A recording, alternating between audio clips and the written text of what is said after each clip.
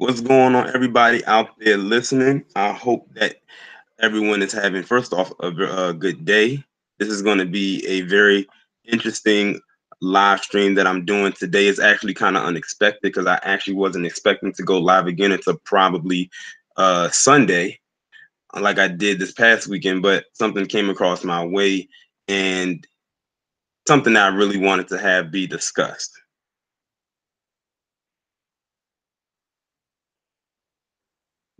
I'm going to wait until a few more people filter into the chat, and then we are going to get started. Make sure y'all hit that like button when you come into the room.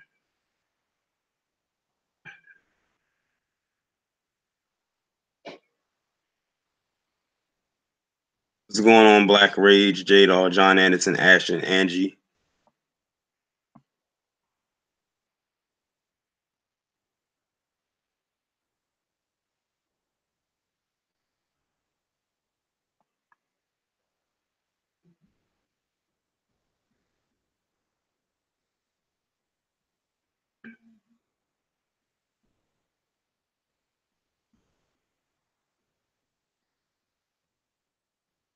Casey, the reason why I put supporter there is because y'all are not familiar with this particular person yet, but by the time we get through this live stream, you're going to want to become familiar with them.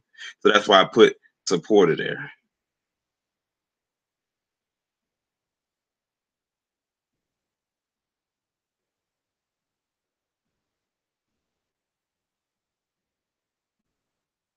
Bitter Truth Show, no, I am not attending the Black State of the Union address tonight.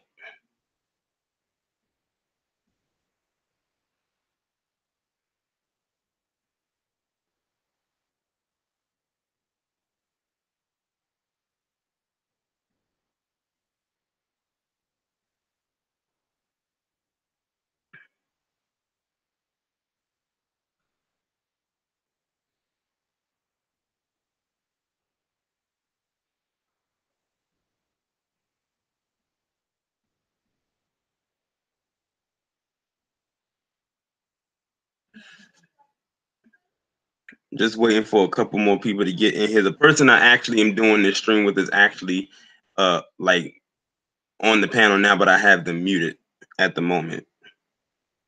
What's going on, Low-Key?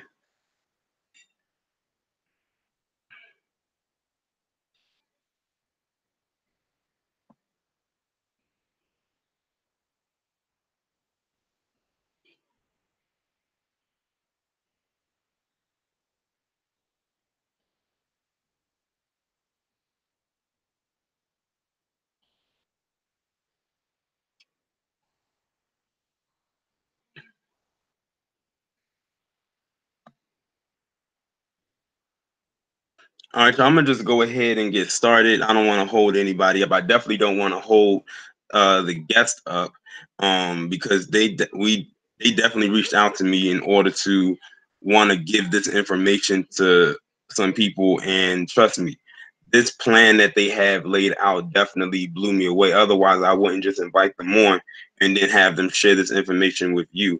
So without further ado, I'm going to go ahead and unmute them and allow them to explain themselves to you as soon as I...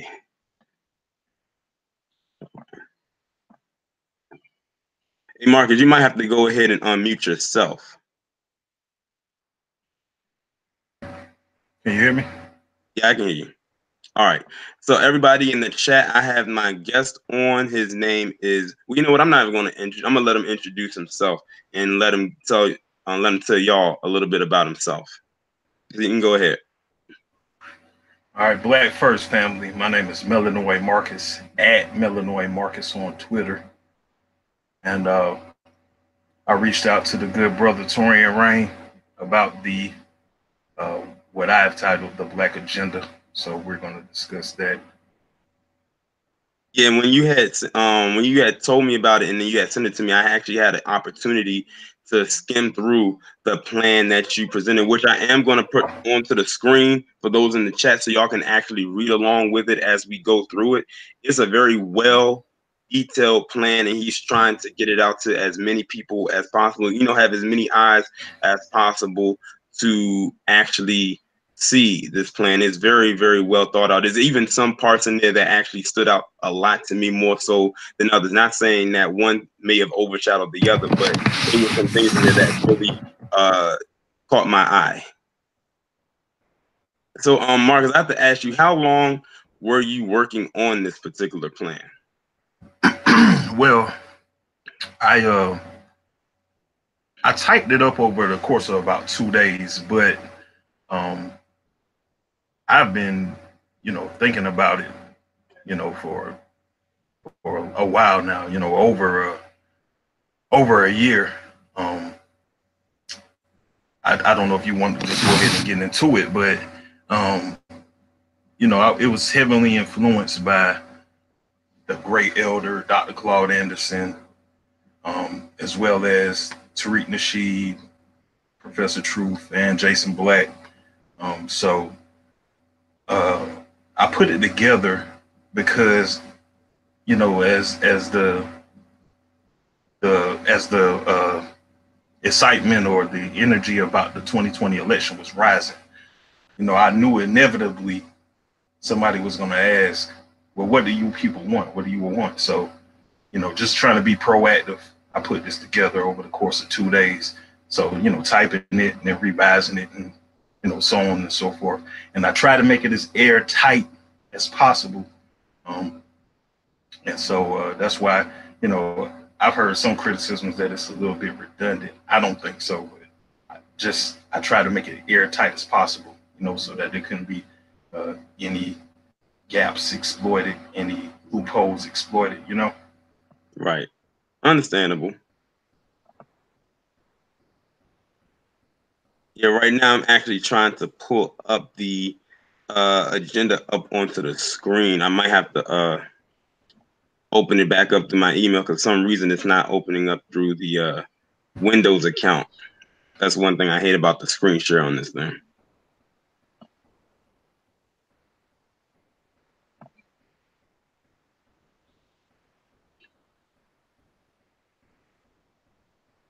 Let's see.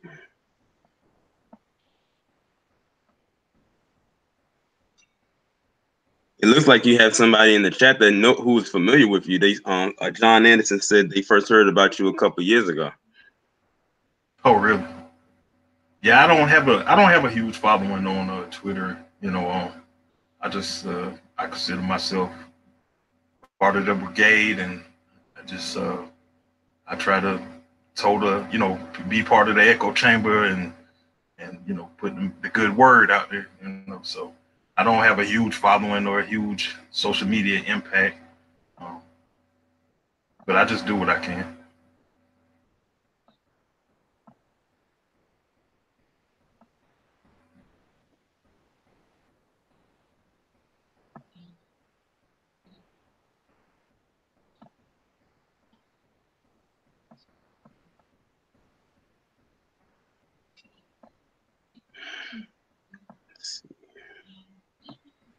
All right.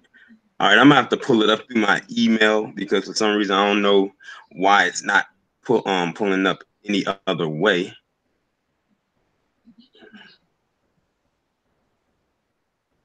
Let's see. So, can you see it on your end?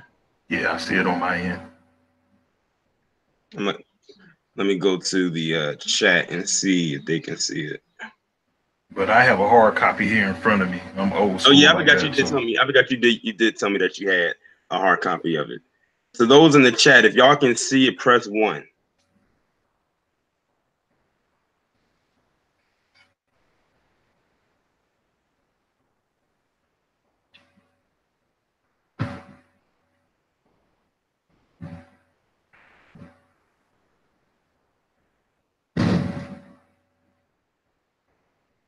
And for those of you who are in the chat, if y'all look over at the inbox, that's exactly why I can't respond to a lot of your emails.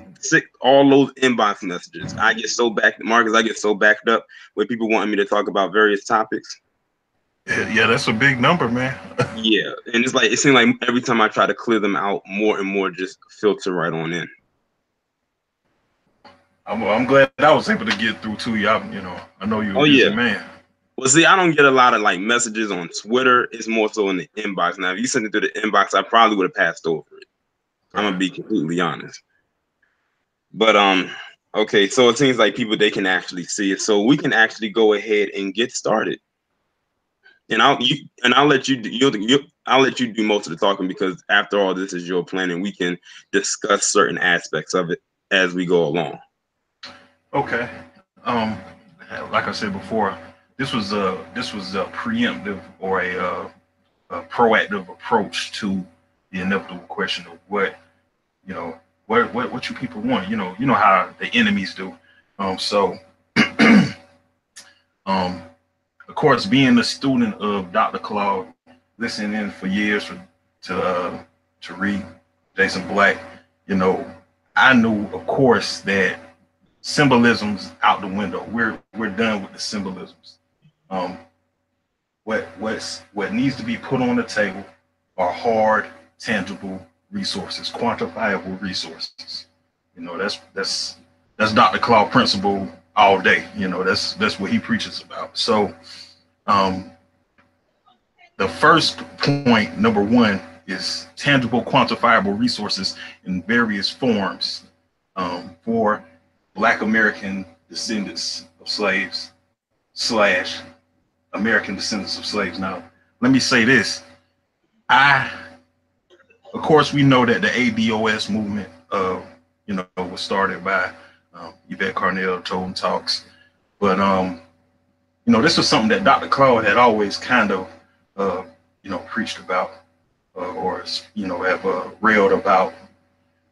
So what I did was I took his term of Black American and combined it with the DOS of the ADOS and created the hashtag BADOS. And also, when I came up with this agenda, I created the hashtag no black agenda, no black votes with the S. Now, I saw that somebody else came up with the hashtag no black agenda, no black vote without the S. But again, I'm not in it for any fame or notoriety. I'm in it to empower my people. So I don't care about, getting some kind of, something I created being popular. So when I saw that the no black agenda, no black vote without S was more popular, I attached this document to that hashtag as well, even though somebody else created it. So I just wanted to lay that out. So point one, tangible, quantifiable resources. Now, one thing, people always say, the bad guys always say, what do you want? Y'all want checks? Y'all just gonna spend your money if we give you a bunch of money? Well, it can be allocated in different forms, various forms. Exactly. Land is a huge thing. Also, monetary payments. See, that's the thing right there. A lot of people think that reparations should just come in the form of funds and monetary things, but that's actually low tier compared to everything else that can come with it. I mean, the money is fine and whatnot. Everybody wants the monetary part, but when it comes to, like, when you say in land allotments and property, like when they said 40 acres in a mule, at this point they can keep the mule, just give us the acres. You would want that, because you put something on that land and it can appreciate over time. Or if someone else wants to put something there, you make profit off of that. Right.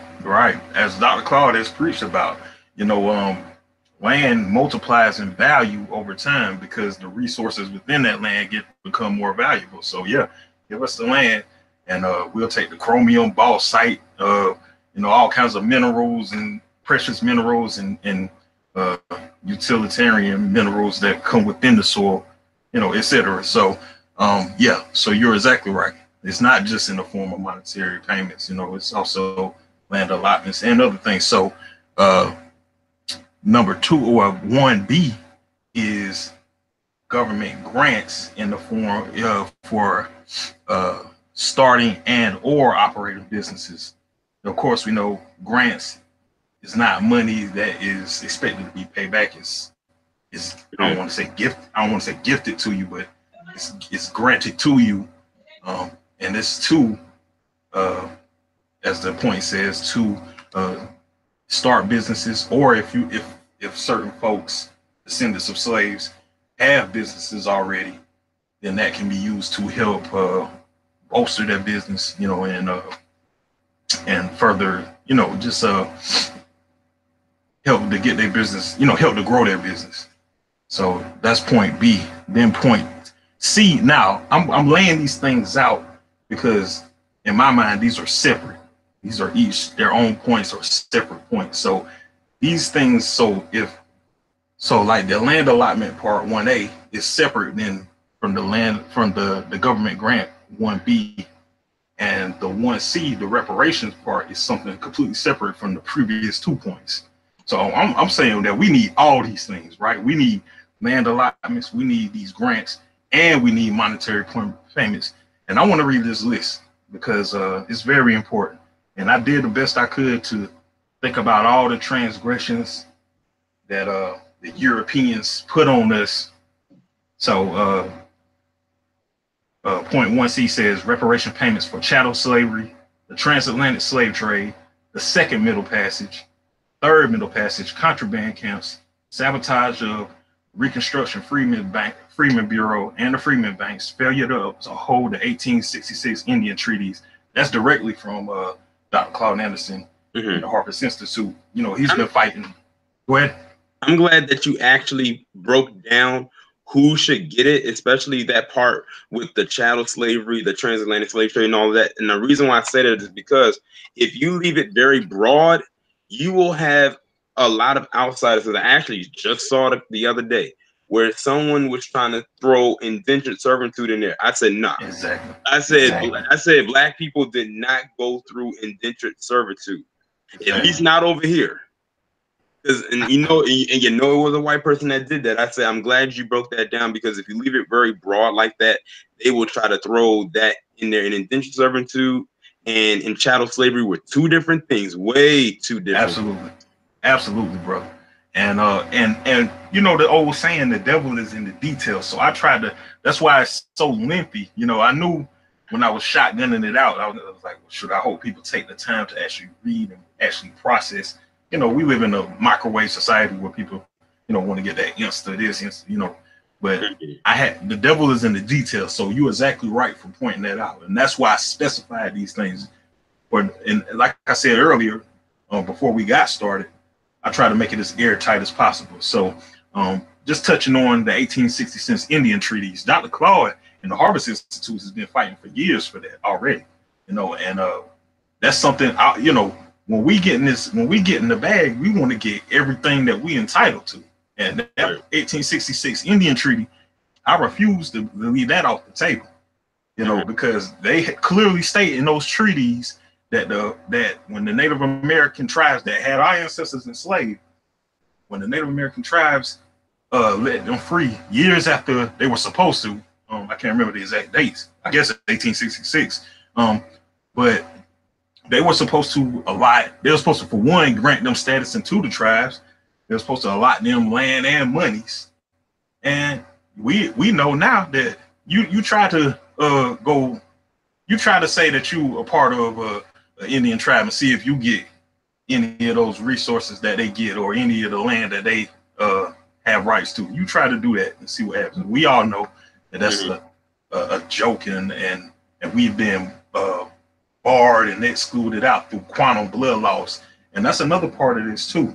When we talking about this ADOS thing, there's going to be some quantum. I think there needs to be some quantum blood loss in that thing. You know what I mean? Or something to that effect too, because we don't need I'm not trying to diss or anything, but we don't need a Sean King coming up talking about, hey, I'm a descendant of slaves. Oh, you mean little Talcum X? Yeah. Or even Kamala. We don't need her coming up talking about, hey. Or Cory Booker. Oh, right. Well, that's why we would have to decide, okay, what is the certain percentage of blood that we will consider, okay, well, you got too much European blood to be a descendant of slaves. You know what I mean? Mm-hmm. So that's a whole another aspect that would have to be discussed. But that's that's, you know, way farther down the line. So moving forward, you got black codes, Jim Crow.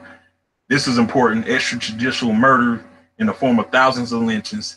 This is very important. Extrajudicial / illegal civil asset forfeitures. So we know that law enforcement can legally take your shit. Well, not just law enforcement. I mean, you know, back then they had all kind of, you know, extrajudicial posses that would be quote unquote deputized to, you know, go into black areas and black towns and wreak havoc. So a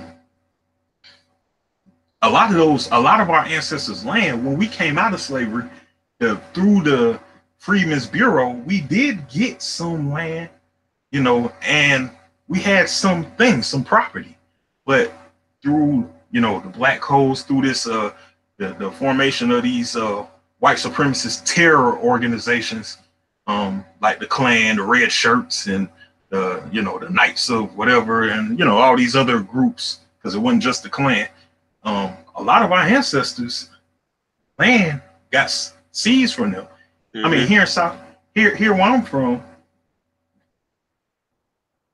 there's a specific story about this. You know what? I don't want to butcher it, so I'm not going to quote it. I'm not going to go into it. But we all know that a lot of our ancestors, the little property that they did have, a lot of that was taken from them through extrajudicial and civil asset forfeiture. So that's very important. So yeah, and a lot of people think that black people just willingly gave their land away or they sold it. That was in most cases that was definitely not the case. Maybe in some, but definitely not all. And then of course, you know, through our history, they put it out there that they did sell that land. Like I remember you heard of Richard Spencer, right? Have I heard of Richard Spencer? Yeah. You mean white supremacist arch fiend Richard Spencer? Well, okay, I'll take that as a yes. You know, his family, you know, they own property that was once owned by a black person that they seized their property. No, I didn't know. I bet he's very proud of that. I bet he's very proud of that. But yeah, they like the property that his family owns, like his mom and his dad, that was property that was once owned by a black person, and they took it when the black individual who owned it did not want to sell it to him. Damn bastards. So in South Carolina, there's I didn't want to butcher the story, but I kind of know it loosely, so I'm because it's a true story. So there was a case where I want to say either 2 or 3 brothers. And when I say brothers, I mean like blood brothers, but they were black men. They were charged with murder, then convicted, and I think they were sentenced to execution. Well, they had a bunch of property, and I think somehow it was kind of left to the sister, but she packed up after because she was on her own. You know, she didn't have the protection of the males in her family, so she just packed up and who knows how much she sold it for, but I'm sure it was at a steal, you know. So she didn't get what she was, you know, rightfully, what she should have got for it rightfully, you know. So that's a very important thing. So moving forward, you know, we got redlining. That's very important. Work job discrimination, gerrymandering, and this is just a broad statement at the end. Other state-sanctioned acts of radical racial terrorism against and towards Native, Black American / African DOS. So that was point 1, and those are the sub-points under that. So point 2 is very important, and this is something that Dr. Claus preached for years, and I'm a firm believer in it. You know, Dr. Claus loves to talk about how we are an exceptional people because we have a unique position in this country and in the world, truthfully, because we are the original people. But in this country, we have what he calls a constitutional relationship with this country. We've heard Tariq say that, and I believe when we heard Jason Black say that. But yes, it's very true. You know, we were written in the Constitution as 3/5 human being. You know, and no other quote unquote oppressed group or quote unquote minority group is specifically mentioned by in the Constitution like that. So we are a very unique people, and on top of that, our ancestors, of course, built this country. So point 2 says that we need protected special status specifically for Black American descendants of slaves / American descendants of slaves, and that's much needed. We need something that's, and going into point 2A, it's something that is separate from these classifications. We know the benign neglect shit, minority, people of color. You want to say something, brother? Yeah, this part right here definitely stuck out to me. That 2A1, where you broke down, because you know they love whenever they throw up that person of color, which Kamala Harris is very infamous for, or that minority word and things like that. That's a dog whistle when it comes to including us. But we know when they throw us in there, we will get the short end of the stick, or we won't even touch the stick at all. So I'm glad that you included in there to have a separate space for them from us. Right. So that when a politician comes and they're speaking to a crowd and they say, and somebody asks them, hey, well, you know, what you plan to do for Black people, Black Americans, or ADOS? And they say, well, we're going to do this for minorities. And we're going to do this for no. Oh, you talking about those people? Because I asked you about us. You know, so again, just going back to trying to make this thing as airtight as possible. And again, just to mention that, hey, I sit at the feet of Dr. Claude Therese, Jason Black's Professor Truth. You know, they heavily influenced this document. So, you know, just years of listening to them and putting that down and trying, like I said, I'm trying to make things airtight. So yeah, we need something separate. I don't want to hear anything about people of color, immigrants, poor people, disenfranchised. I don't want to hear any of that. We are, especially since there's been a lot of pushback from some of the groups that you have listed. Like we see it on Twitter, you know, especially from a lot of immigrants who may happen to be Black, trying to say that anyone who hashtags ADOS is probably a Russian bot. Joy Reid. Right. Joy Reid, Angela Rye, who else? Zerlina Maxwell, all these bought and paid for puppets. I mean, nobody takes them seriously, man. Only like the Boule, or you know, or some of these first and second gen immigrants take them seriously. But you know what, Brother Torian, I wanna touch on something right now since we're kind of at that impasse. I'm tired of the whole fake. Well, it's not. Well, I guess I shouldn't say fake, but this smoke screen of you can't be Black American descendants of slave, BADOS or ADOS, and not be Pan-African. Because I want to state for the record, I am a Pan-Africanist. Okay.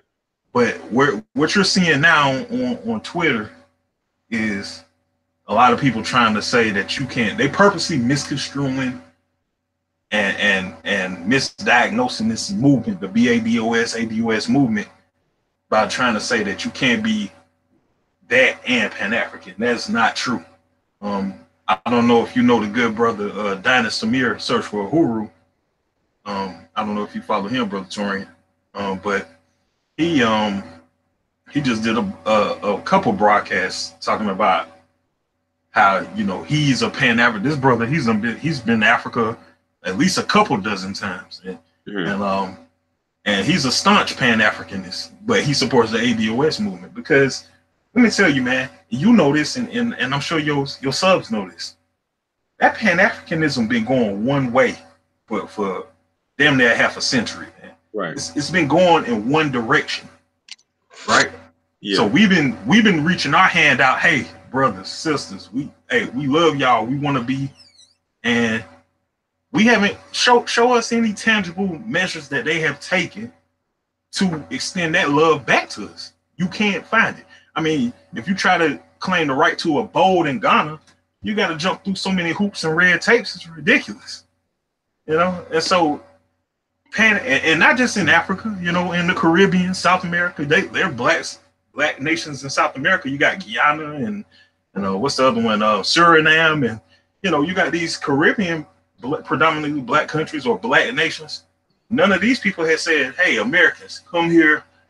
You can get citizenship. We family. We want to build." Show me that where they've done that en masse. You can't show me that. So Pan-Africanism been going in one direction, And it's time for us, Tariq has been building the case for, I want to say, over a year, pointing out the treachery of first, second, third generation immigrants from folks like Issa Rae and the garbage she puts out, the anti-black male garbage she puts out, to people like Mona Scott. Oh, and man. the anti-black. It's like you went from bad to worse with that. Right. So, and from the clowns, the bastards at the root, or as Professor True calls it, the weed. The weed. Right. The second look, I know there are a lot of good, first, second, third generation immigrant brothers and sisters out there, and I love them. But too many are working against Black Americans. They come here. Our ancestors built this country, built the wealth of this country, and not just this country, for Europe as well. And they benefit off of it. Then they turn around and shit on us. And so, we have to just, this ADOS movement is righteous. It's just in all forms, in all matters, and it's not anti-Pan-African. So I just wanted to touch on that real quick, brother. Oh, no problem. I'm glad you inserted that in there. So two ways, just kind of reiterating what I said about Dr. Claus. Years of saying that how we have a constitutional relationship to this country, unlike any other subgroup, and it has to be recognized. 2C, we need legislation in the form of acts so that we can grant BADOS, ADOS people this protected status. 2D is very important. Now, Tariq kind of talked about this recently, and I agree with him, but this is, to me, like a way to catch the back end, because if we got reparations, in the forms of land allotments, grants, and monetary payments, our enemies could just turn around and try to do some type of underhanded, backhanded maneuver to sap those resources back. Like, exactly. I wouldn't put it past them. Right. To do some kind of special tax. Well, 2D, this status allots us certain tax exemptions and exemptions from particular laws, edicts, policies, etc., that may be discriminatory in nature towards Black American descendants of slaves, including, and this is important, the prison loophole in the 13th Amendment. And this is important too, all that is retroactive. So that kind of cuts out them trying to do some kind of backhanded deal to sap away the resources that they just granted us back. But it also kind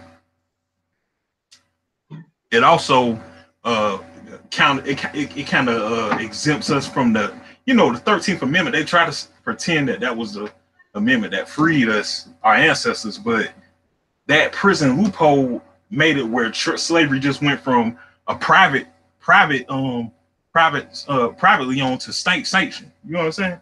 Right. So that this status exempts us from that loophole. Right. And it's retroactive. So our brothers and sisters that's behind the wall, that's being falsely accused for non-violent offenses, or thanks to what's her face, Kamala Harris. right, exactly. It's retroactive, so we can go and get these brothers and sisters from behind that wall, because they have special status in this country, and not subject to some of the blatant. We all know the blatant legalized racial codified history, in this country. I mean, you go through some of these law books from different, time periods and different places in the country. They have laws specifically against Black people, so, this exempts us from a lot of those racialized laws against us. Now, 2E is very important. 2E and 2F are very important. 2E says this special status comes with stiff and harsh penalties for those entities, organizations, individuals, and or agencies who attack and or harm Black American descendants of slaves. I stand fully behind 2E, and I think everybody in the chat would agree with that too. Well, the thing is, brother, a lot of times when laws get passed, they don't have what they call teeth in them, right? So you know, some laws get passed and they're just simply like cosmetic or aesthetic, and they don't have any bite to them. Well, 2E, that it says that we can inflict stiff and harsh penalties for, and that's why I left it very broad. That's why I said entities, organizations, individuals, and or agencies. So all the way from the man on the street, racist white supremacists on the street, Dylan Roof, to the CIA can be penalized for harming Black American descendants of slaves. And 2F, I think, is very important. Oh yeah, definitely. Yeah, we need a international military tribunal, IMT, that's controlled and operated by Black American descendants of slaves to uphold and enforce the decisions and penalties for the entities, organizations, individuals, agencies who attack and or harm Black American descendants of slaves. Because, and you know, that's not out of the question for anybody who wants to, you know, be like, hey, you know, I don't know about all that. No, that's not, because the Jews, after the Holocaust, they had an IMT, the International Military Tribunal, where they could drag an old ass Nazi from fucking Argentina that's goddamn 90 years old. They can drag his ass all the way to Europe, put his ass on trial, and lock his ass up for the rest of his short, you know, whatever life he got left. I think that actually recently happened here. I think they had got someone who was connected to the Holocaust. I think he was a Nazi general back during with Hitler, and I think they got him in New York. I think it was last year, if I'm not mistaken, because I know I spoke about it and I remember it vividly now that you mentioned what you just said. And he was up in age, like he was probably in his 90s, and they actually extradited him back to Europe. Absolutely, man. I've been hearing about this type of thing happening since I was a kid. You know, every now and then in the news cycle, you would see some old ass, decrepit, wheelchair bound ass white man who they like, well, you know, he got dragged to Europe and they put his ass on trial and now he going to jail. So yeah, so it's not beyond reason for us to have the same thing for those entities, organizations, and or individuals who harm us. And this is further what I was talking about earlier, giving us teeth, you know, to punish people who transgress against us. And the last point for 2 is G, is special recognition from both the state and local governments, as well as recognition on the world stage. And this is just to cover all bases, right? So we know government is local, we know government is state level, we know it's federal level, and you even have things like the World Court, what's it called? What's the place in New York they meet at? Slipping my mind right now. And what's that? Nikki Haley was over it, but she stepped down. What's it called? The United Nations. Sorry. Okay. Yeah. You know, you have these international entities, you know, and so that's why 2G, it covers from the local. So we need to be recognized, and these laws need to be enforced from the local county government to all the way to the UN. We need to be recognized as Black American descendants of slaves. We got our special status and all these things. Get it onto the census. Census. I'm talking about even beyond that. You know, you know, I've heard people say that part of the reason Malcolm X was killed was because he was about to go to the UN. You know, and we all know that Paul Robeson you know, one of the great ancestors, he was blackballed from Hollywood. He was a great actor, singer, etc. He was blackballed from Hollywood because he was about to go. He either went to the UN or he was about to go to the UN.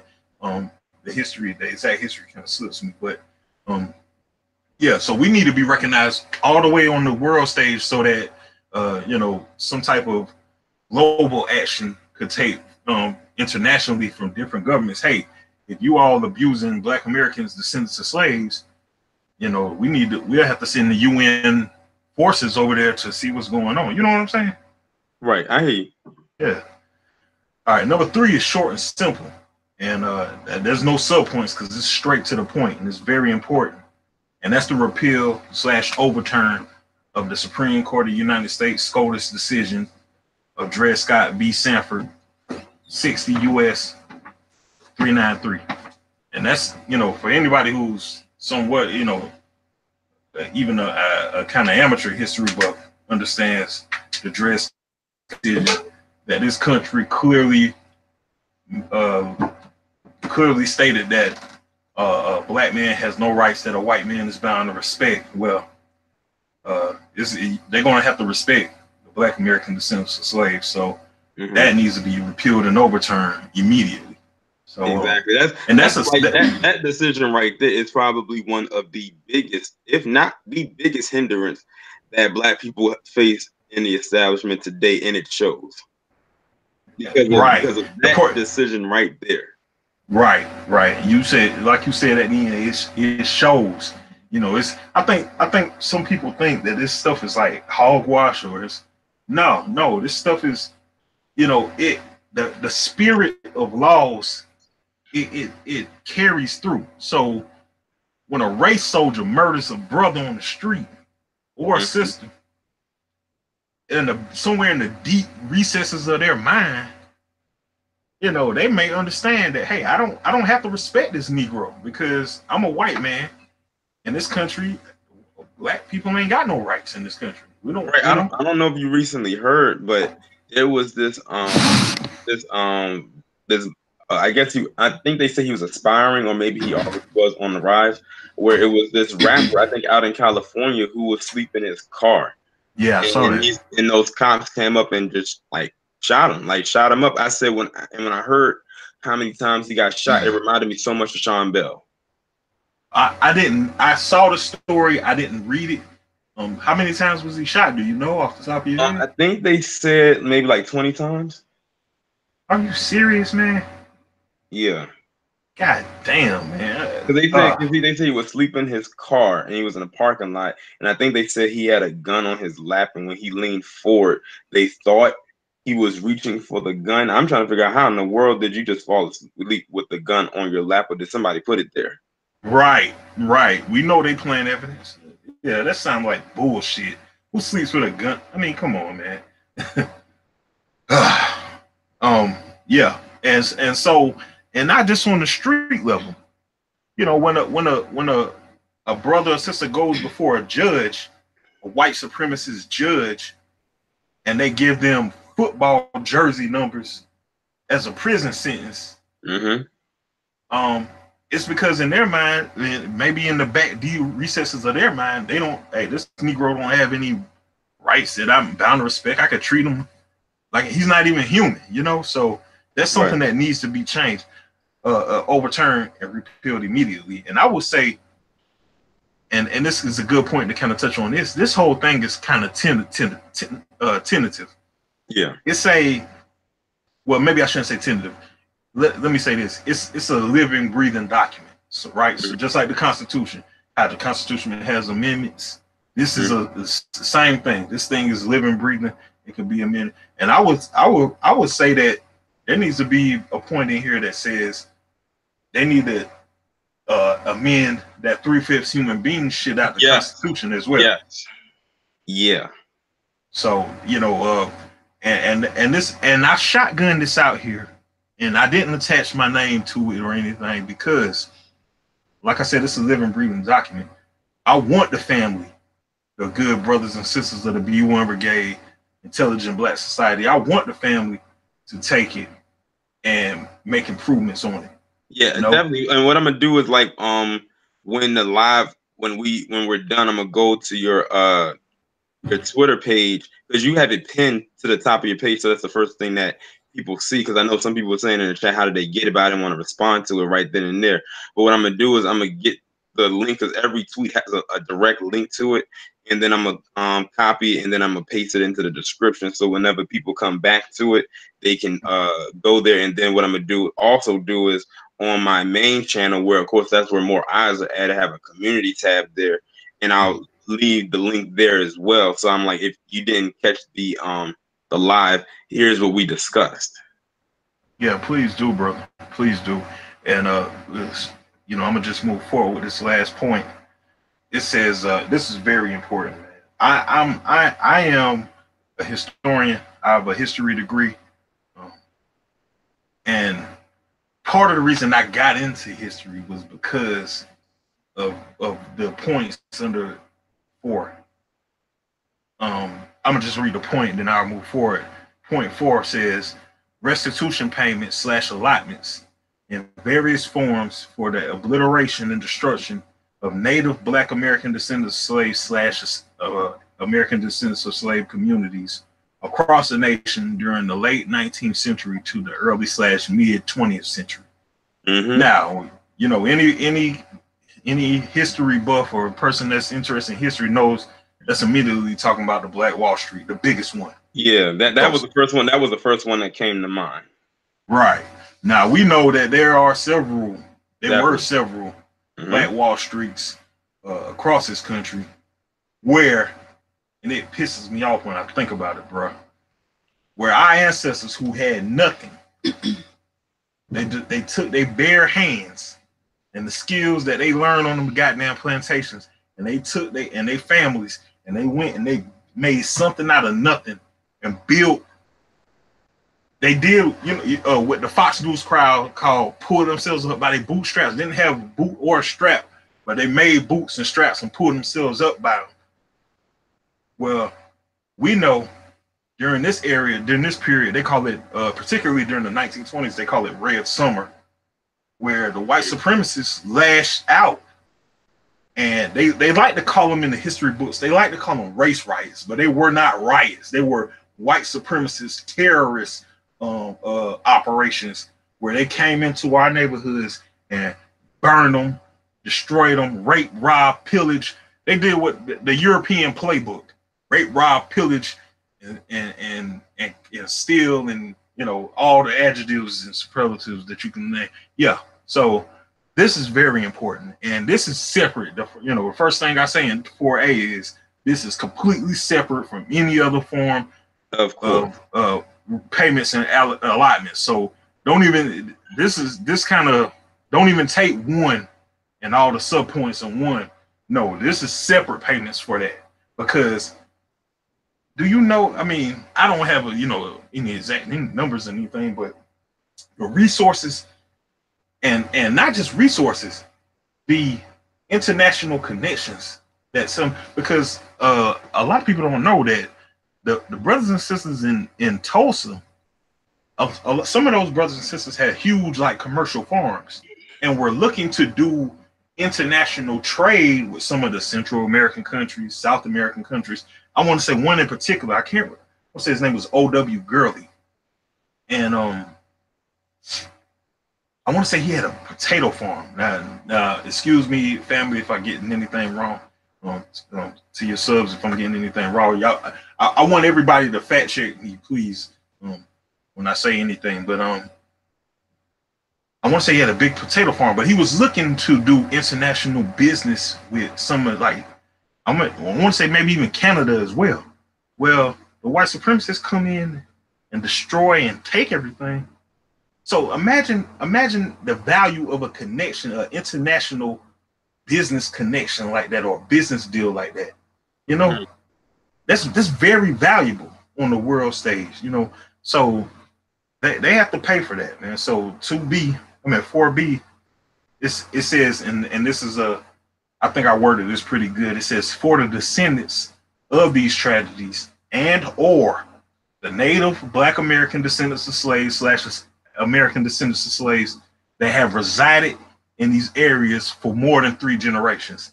And I phrase it like that because, as we know, especially with the Tulsa tragedy, I want to say the last ancestor from there died. Yeah, she just recently passed last year. I want to say November. It's a damn shame, man. So yeah, so a lot of their descendants probably have moved on, but that energy, you know, that the dent from those terrorist attacks are still felt. So these people might not be necessarily related to some of these direct descendants of these people, but you know, maybe, you know, their families, maybe they moved in shortly after or during the rebuild, and so what could have been a thriving, booming, bustling town or area of town or community, you know, they ended up on, you know, not doing so well. I'll just leave it at that. So yeah, so I think that's a good. I think that's very reasonable to say that if you've been there in these areas. So if you lived in, let's say up here near where I'm at, I'm from the Carolinas, so up here near Wilmington, that was one of the big Black Wall Streets or big Black boom towns of that era, and that was wiped out by the white supremacists. Well, those people, so not just the people of Tulsa, but the people from there, Rosewood and the other places, they should be able to, you know, who knows where they have been had they have been left to their own devices and not interfere with from the treachery and depravity of the white supremacists. These people could have moved there into something, you know, booming. And then Wilmington today, it's a sad sight when you roll through there, man. You can feel the oppression vibe. So anyway, so that's the final point of the Black agenda, what I call the Black agenda. And I've been shotgunning it out there, just as a, you know, a talking piece or a policy plan for the upcoming 2020 election. You know, it's interesting that this the document that you came up with has 4 points, but it was a lot. It was a loaded 4 points. Like, it wasn't just here's point 1. Okay, let's go down to point 2. Like, you broke it down which each point that you wanted something to occur in each point. And I think that every single point that you have here should be very doable. Of course, you know, it's it would be, living in this establishment, it would be difficult, especially when you have a lot of opposing views on just the title alone. Some people don't even like it, probably because they're upset that in some aspect it doesn't include them.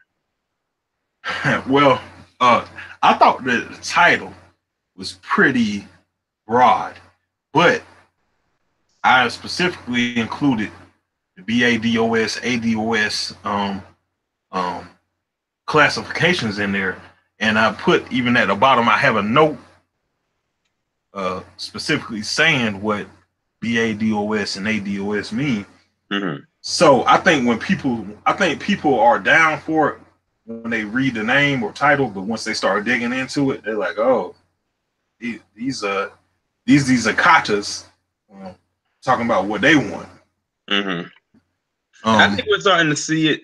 I think we're starting to see the effects of it slowly but surely, at least online. I am, especially with who they're putting out there into the forefront, or they're trying to push into our face, as far as these 2 candidates in particular, and how we really aren't falling for whatever BS they put out there. I mean, you probably saw the Breakfast Club interview that Kamala Harris just recently did. Was it yesterday, a couple of days ago? I saw that one and Cory Booker.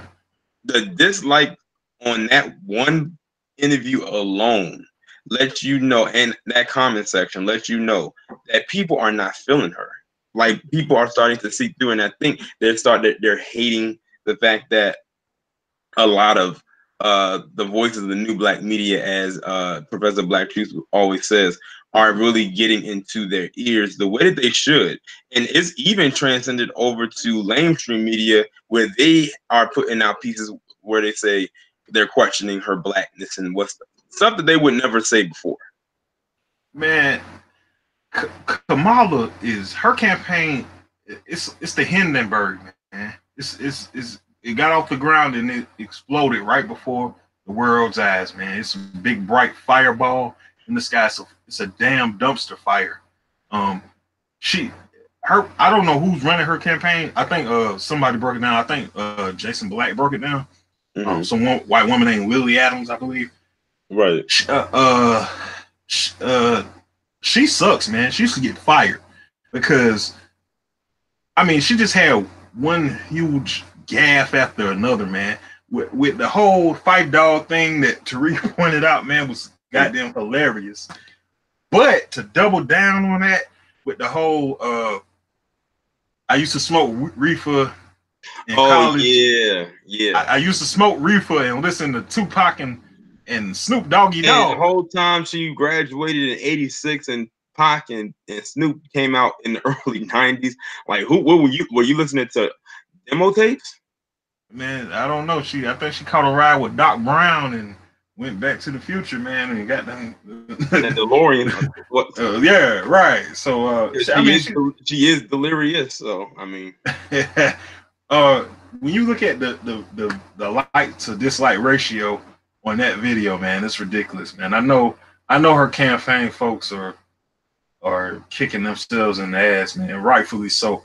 She needs to fall all the way back, man. She's done, man. And Cory Booker with his when Sharp and let me say this. I don't want to toot my own horn, but I think that this has had an impact because I'm hearing this more and more. The black agenda.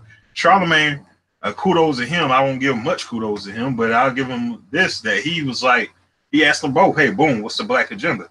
Mm-hmm. And we saw Cory Booker do what Tariq. Well, we saw, Tariq calls it the coon laugh. So, I mean, that's the first thing he did. He didn't ask him, hey, what do you have a black agenda in here? well, let me tell you, and it's like, whoa. And then he really lost black people. Not that he really had them to begin with. When he made that comment, when he with the whole blackface thing, talking about put yourself in white people's shoes. Excuse me? Oh my God, man. I mean, who are running their campaigns, man? So this, let me tell you, this BADOS thing, ADOS movement is growing. As I like to say, the fire rises. The fire rises. I took that from Bane on the Dark Knight Rises, but I like to use it. The fire rises. And they can't stop it, man. They're gonna have to negotiate.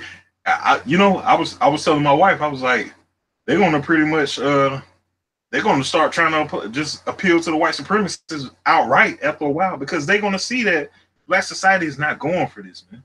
Right, like we're finally breaking free of the mental chains that they've had us confined to for so long. And it's so funny because you'll have a lot of like those right-leaning conservatives will always say, see, we told you that the left is this, that, and the third. I said, you didn't need to tell us that. We figured it out on our own. And Absolutely. We didn't allow you to tell us because then that means you will hold that over our head saying that you told us so when we already knew. But another thing they try to do is try to get us to transcend over to their side. No, we definitely ain't going over to you because we've been peeped you from jump. It just took a while for a lot of people to figure out what the other side was on. But now that we figured it out, now it's like they're scared.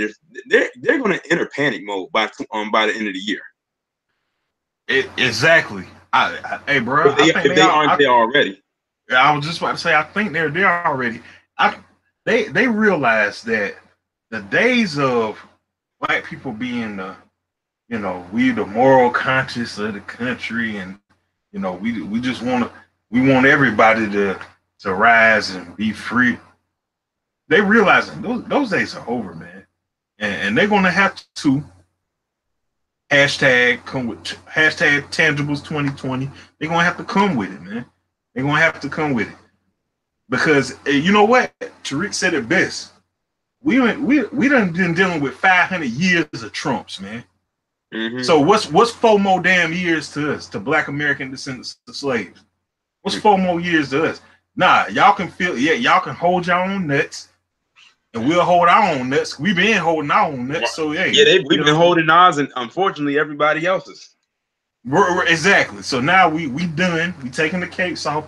Hold your own nuts. We'll hold our own nuts, and hey, we know Black Americans going to survive. We done survived the African Holocaust, or the Ma'afa, as a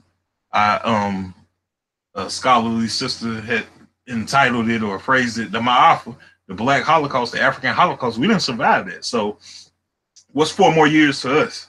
Mm-hmm. You know? Okay, so, wait. But where, bro? What you ready to say? I want to say one more thing. I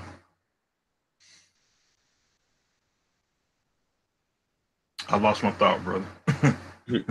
I lost my thought. So go ahead. All right. One thing I wanted to do was, if anybody had some questions in the chat for the guests, if anything pertaining to the plan that he laid out, which is a very good plan, by the way, y'all can let me know. Now, we're only going to do that for a couple minutes because we ain't going to stay on here all night. But one question that did pop up, though, from KCC, they said, seems like this Black agenda is well thought out. Do you have any suggestions for education of our children? Should there be a new curriculum or a new movement to homeschool? I'm sorry, brother. Can you read that again? Okay. You were breaking up. Oh, okay. They said, seems like this Black agenda is well thought out. Do you have any suggestions for education of our children? Should there be a new curriculum or a new movement to homeschooling? Brother Torian. Mm-hmm. The line is breaking up. I think it may be because my laptop is dying. So give me 1 second to grab my charger. Okay. And if you don't mind reading that one more again, I really want to get to that question. Okay. Just give me 1 second.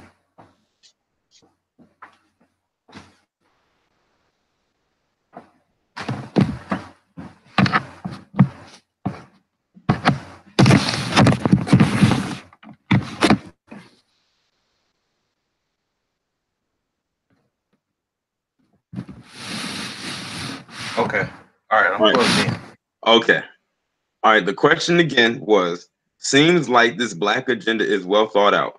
Do you have any suggestions for education of our children?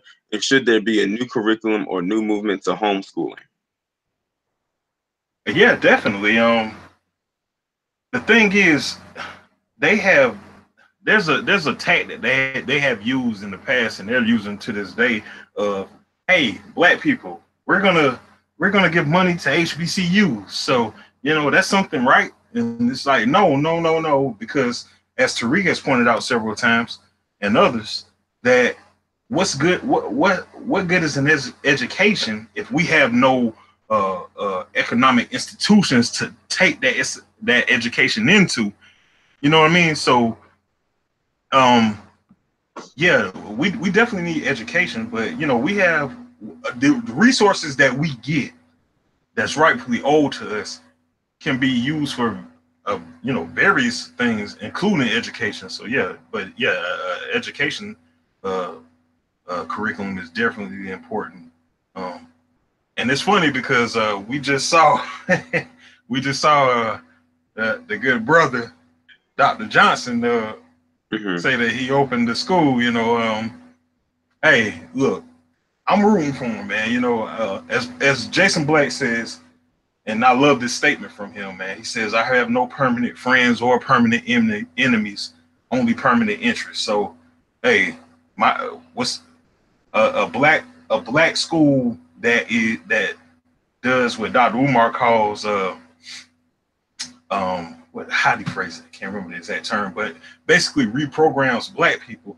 A Black school that does that is in Black society's best interest. So I'm rooting for that, man.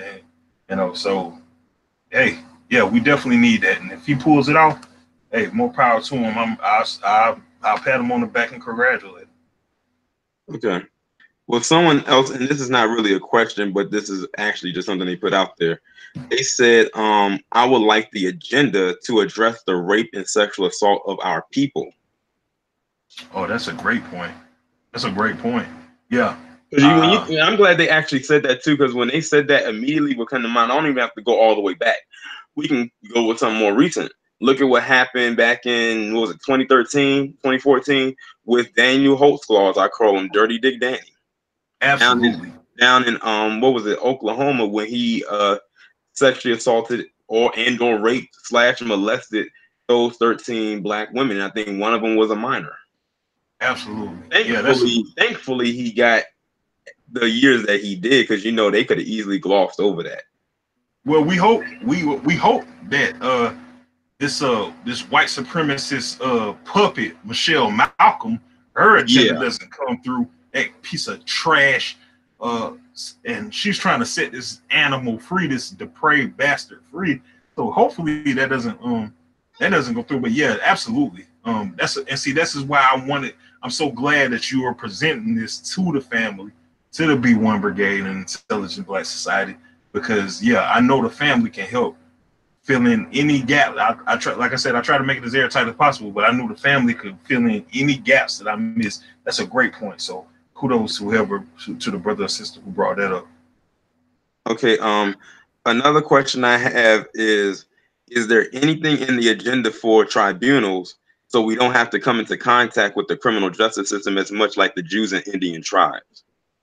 Oh, well, that's point 2F, the International Military Tribunal, the IMT. Yeah, that's point. I addressed that. The point 2F. All right, and before we go any further, because I know a lot of people was asking me in the chat, how do they get access to it? Like I said, I'm going to post the link in the description box on this channel, where this live is going to just automatically post itself the minute I click stop broadcast, so y'all can just go straight to the actual page where the document is pinned to Markus's Twitter account. So it's the first thing that you see that's right there as soon as you go to his page. Like, you can't miss it. And also on my other channel, because of course I'm going live on my live stream channel, I'm going to also post the link in the community tab so y'all can actually access it from there for those who missed the live stream over here.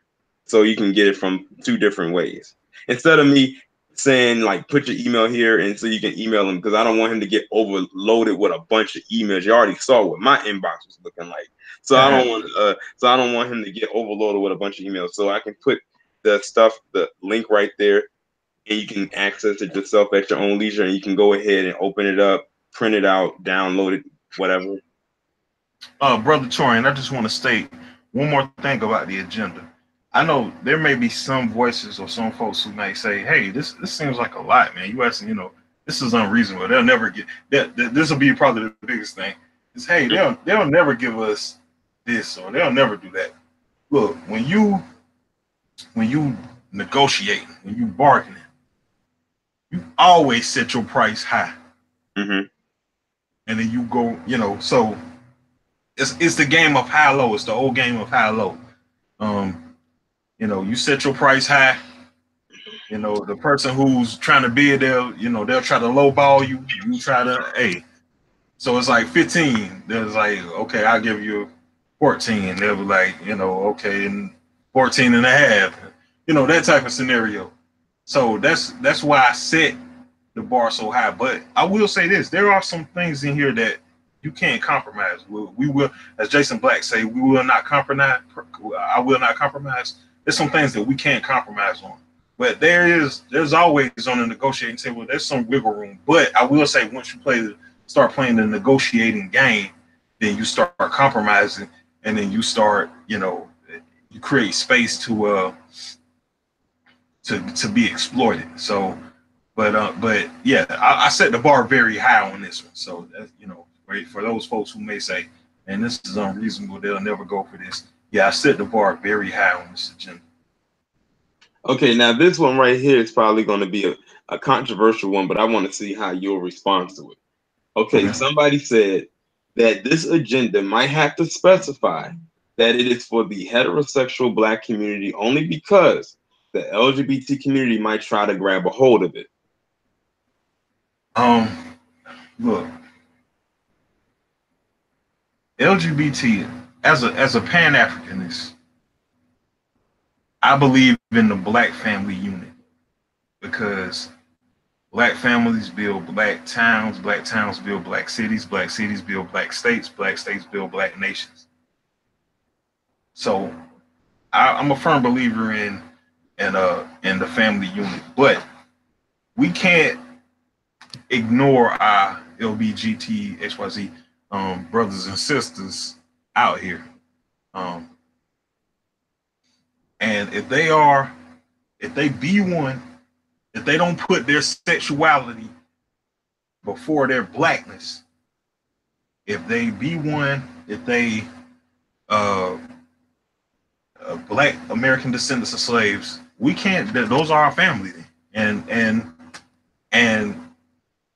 under this agenda, it's labeled the Black agenda, not the LBGT agenda. So, you know, as far as I see, they part of the family. As long as they be one, as long as they not pushing their LBGT agenda on the rest of Black society, then they family. And we can't deny our family.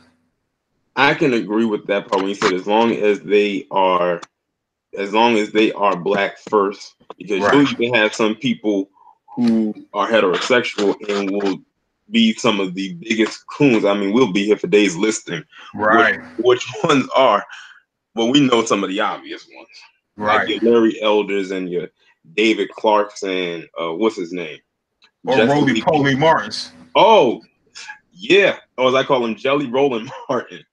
Ha! The Boule bird. Yeah. Look, we can't deny the family, you know, but if they not be one, then you know they're going to be ostracized. I would say put it this way: when it comes to something like this, let's say something like this actually went through and it became successful, we would have to have people in place that will vet every last person before they get a hand in anything. Absolutely. And it could even be on a percentage basis type thing. Just, you know, when I mentioned the quantum blood laws or something similar to that for us, it could be something like, well, okay, so say if Sean King said, hey, well, look, man, I got Black ancestry, man, you know, I'm a descendant of slaves. And we could be like, hey, look, well, you got 8% BADOS blood in you, so you only gonna get 8% of, you know, you know what I'm saying, something comparative. Whereas somebody like me, you know, hey, I'm full Black, so you know, hey, I'm gonna reap the full benefits. You know, of course, I got some European, you know, most of the people in America. Or as I call it, the slave master. Right, exactly. So, but you know, my share gonna be like 90% plus, you know, where his percent might be like 8%, 10%. So it could be a situation where, okay, roly-poly, yeah, you was talking shit about the ADOS movement, calling us bots and such, and carrying the cut and the fool and tap dancing for Massa like you was doing. But you a descendant. Well, you know what? First off, we know that Roland Martin wouldn't be a part of this because we've already seen how he's responded to it. And that's another thing. We got to watch and see how people respond to it now while it's still in its fruition stage. That way, when it actually is, you know, once it's at its full state, we already know who ain't coming. Because you know they're going to try to slide in through the back door and say, "See, I knew this was going to work." No, you didn't. Well, you're right about that. But I think, if I'm not mistaken, I want to say Tariq exposed him as being a Haitian immigrant, like the son of Haitian immigrants, like a second or third gen immigrant, if I'm not mistaken. So he might be disqualified. So, you know, I've traced my roots back, man. I know. I'm gonna tell you something that I'm proud of, man. I'm damn proud of, and I didn't used to always be proud of this, but you know, one of my ancestors, he was, after the Civil War, he was one of the first Black representatives in the nation, bro. And he helped found one of the towns in the Carolina. He was the first. He helped found a church and a town, and he was one of the first black representatives. Because you know, during Reconstruction, they had a surge of black elected officials on the local level, state level, and the federal level. Well, my ancestor was one of the first black representatives in this country on the federal level. So in the halls of Congress or whatever. I'm sure it was a different building back then, but yeah. So yeah, I'm damn proud of that. My ancestor was one of the people. My ancestors built this country.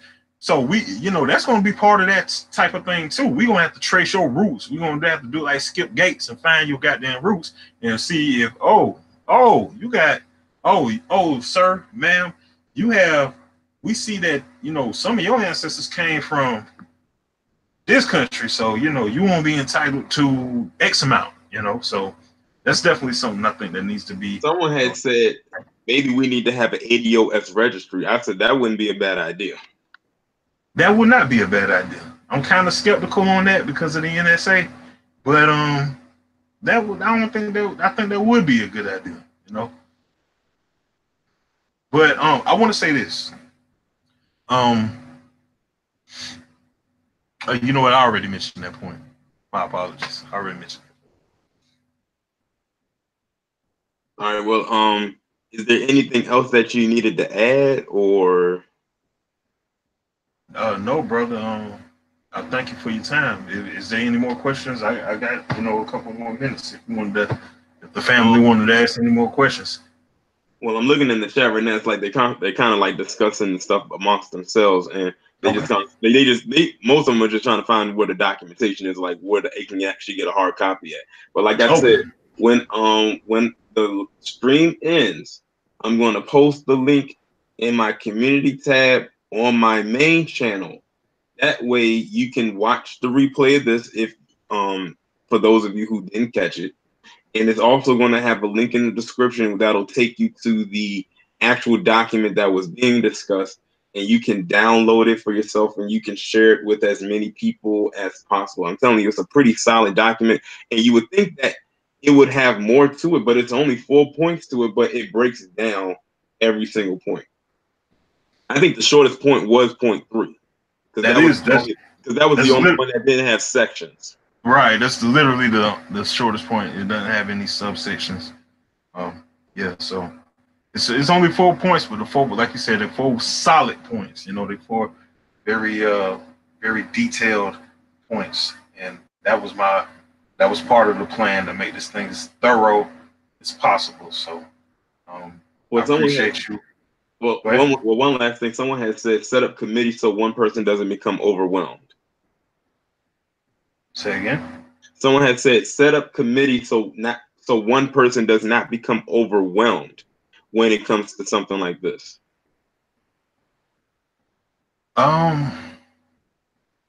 Yeah, definitely. We need think tanks. Dr. Claude talks about all the time about how our enemies, the white supremacists, they got all kind of policy institutes, brain trusts, think tanks, all the way from the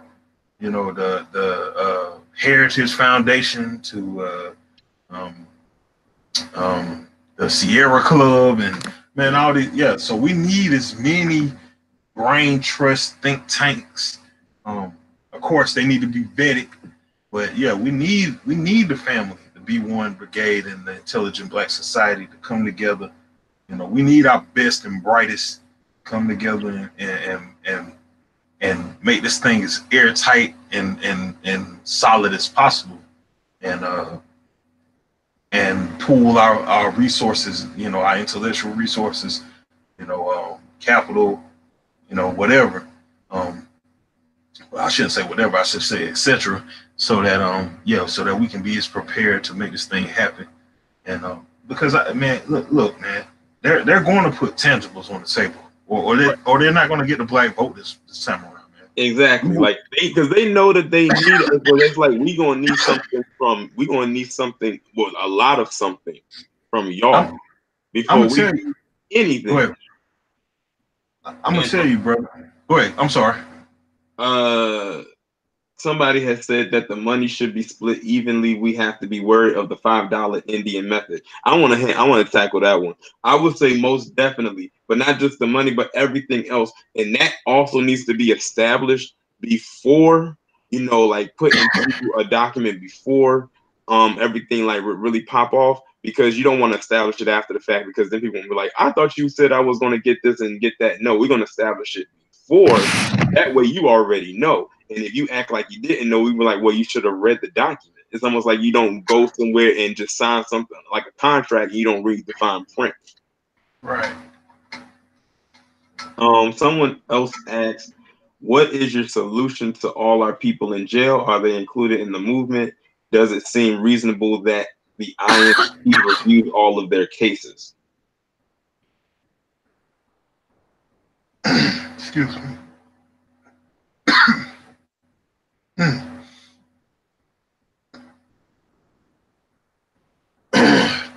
Excuse me.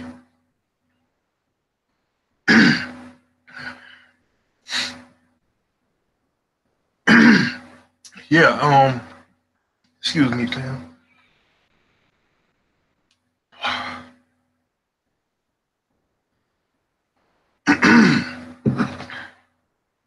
Yeah, I'm sorry. My apologies. I mentioned in point 2D that these things were retroactive, meaning that brothers and sisters who have been put behind the wall, who have been unjustly incarcerated, could these things, these protected statuses and all these things were retroactive. So but yeah, further the document could definitely use further detail or clarification and inclusion of brothers and sisters that has been incarcerated. My apologies. Yeah, because some of our greatest brothers, some of the best, brightest brothers and sisters are behind that wall. I mean, I don't, like definitely members of the Black Panther Party for sure. Well, definitely, but I mean, I've known brothers and sisters behind the wall, man. I mean, you talking about some of the most talented, smartest brothers and sisters in the country. It's ridiculous, man. They can, some of the best chefs, some of the best painters and artists and intellectuals, man. They're behind that wall. So, best believe these things definitely going to be, the brothers and sisters behind that wall are definitely including this, because those are going to be some of our greatest warriors and soldiers and family. So yeah, we definitely haven't forgotten about them. I guess, that was a oversight on my part for not further going into it. But as I said before, this document is living, breathing, and I wanted the family to be able to put their input into it to make it better. So, yeah.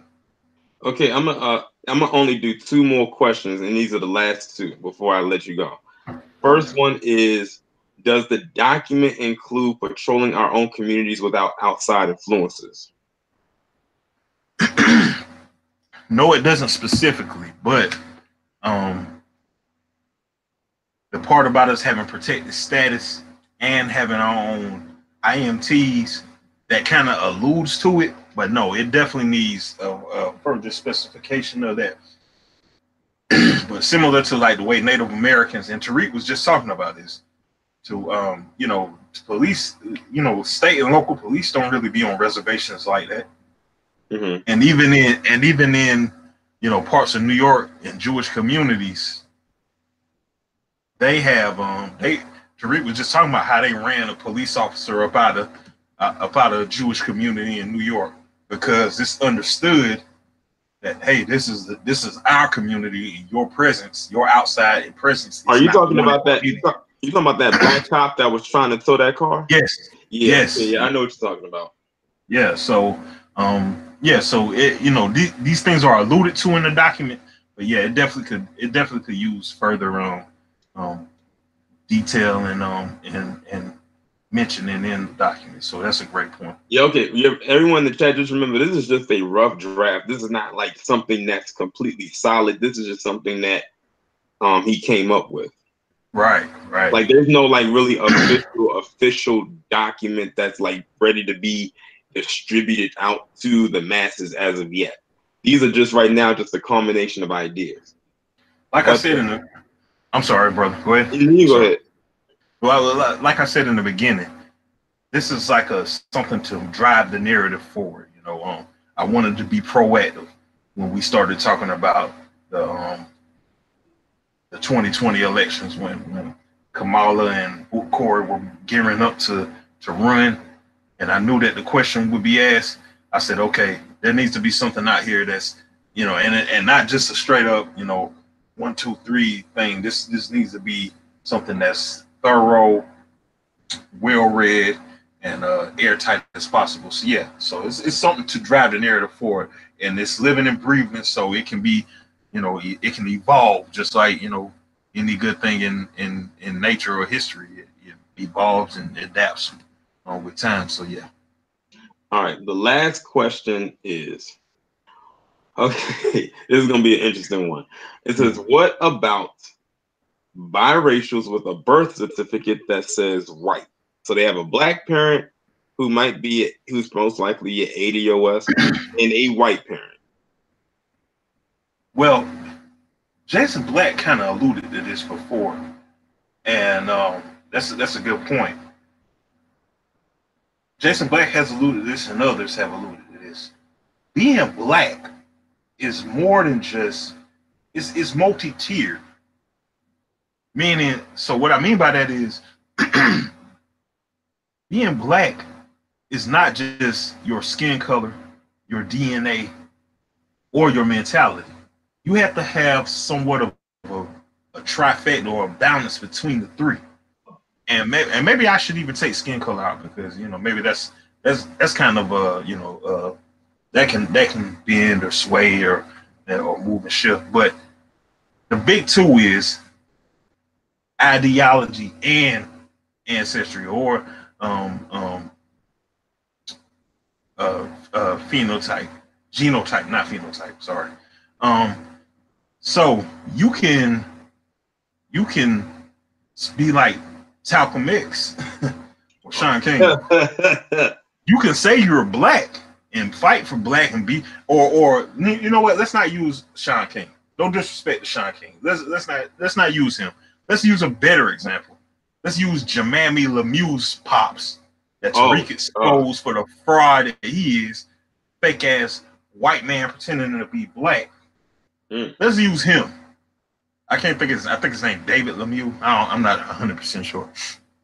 Well, you can be like in the movie talking about you black and be part of the Black Panthers, but if your genotype don't add up, if them numbers looking fugazi, then no, you can't really be included in this. And in the same mind frame, if you like a Jesse Lee goddamn Peterson, who pretty much have done everything, but he pretty much renounced his blackness. You know, he say shit like, I don't have African drums in my heart. I have an American guitar. I don't have an afro. I have an Amerifro. If you renounce your blackness, just like citizenship, if you renounce it, then you're not black anymore. So it's a combination of the two. You know, so if you are a mulatto, a tragic mulatto, or you could be dark as the ace of spades. If you renounce your blackness, then okay, well, you disqualify yourself. You're not black. You something else. You're an alien. So, you know, that's how we work that thing. Okay. Well, I definitely appreciate you for coming on this evening and discussing this document right here. Like I said, it was an unexpected live stream that I was doing because I wasn't planning on doing one today. But I said you had reached out to me and wanted me to talk about it. But I said it would be better if you spoke on it because it's your document and you would be able to explain it way better than I could. And you definitely explained it way different than I would have. Shoot, if it was up to me, this live stream probably would have only lasted about 30 minutes. And we've been on here for almost an hour. Probably over. Yeah, I think we have been over an hour. I don't know if that's a good thing or bad thing, but No, that's a I good thing. appreciate. Because that means a lot I was covered. Yeah, right. Well, hey, I appreciate you um sharing your platform and let me speak to your subs, man. And Oh, hey, no much problem. love and respect to you and the family, man. I know we gonna remain black first and we gonna keep fighting. Exactly. But like I said, when the people in the chat, when this ends, I'm gonna post a link on the community tab on my main channel, as well as the link to his Twitter account, so you can actually get to the document and you can download it. So if you have nothing else to say, I'm gonna go ahead and end the live stream. To everybody who is watching right now, I hope y'all have a good evening. I probably will upload one more video tonight on my main channel, and then we'll just go from there. All right, be one, family. Be one.